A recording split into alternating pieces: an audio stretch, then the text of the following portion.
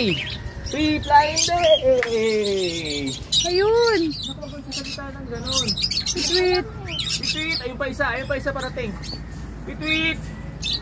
Ayun sila. Ayun pa, malayo oh. Tweet! Ayun, malayo mi. Ayan dyan! Tweet! Tweet!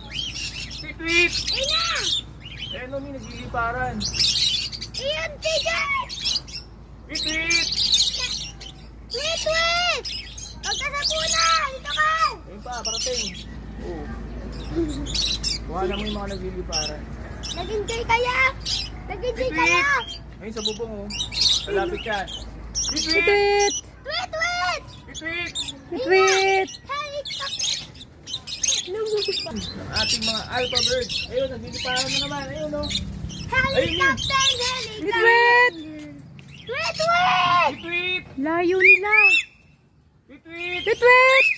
Eto mga kahabi, meron tayong additional na idadagdag sa ating mga alpha birds na pinapakawalan dito sa area namin. Eto mga bago to na halos matured na rin, no? Ngayon, for viewing lang muna sila dito sa taas. Yan. Sino to? Dito muna sila sa taas. Sabi. Sino to?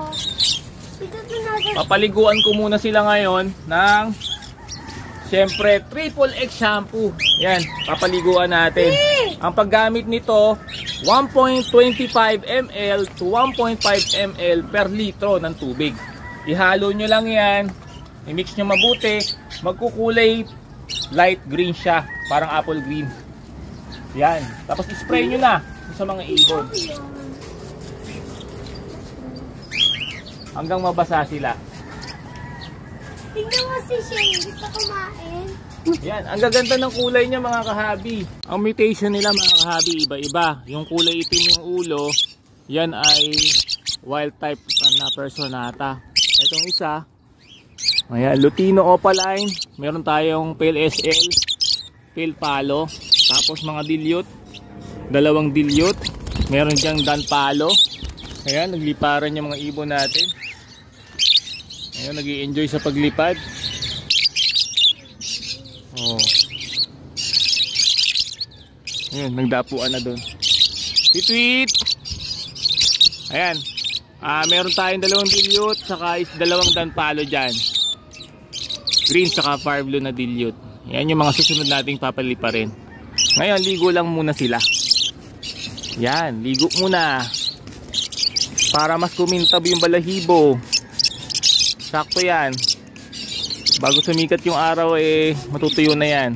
Ay, bago uminit ng gusto yung araw. Mami. May nag-like na din.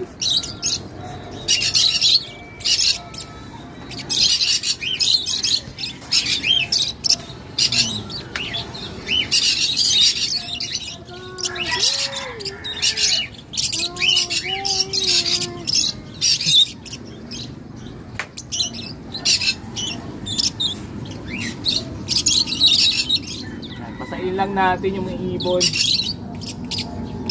para tanggal yung insekto.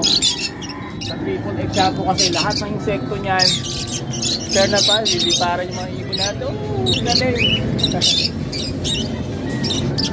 Tanggal lahat yung insekto sa balahibo nila.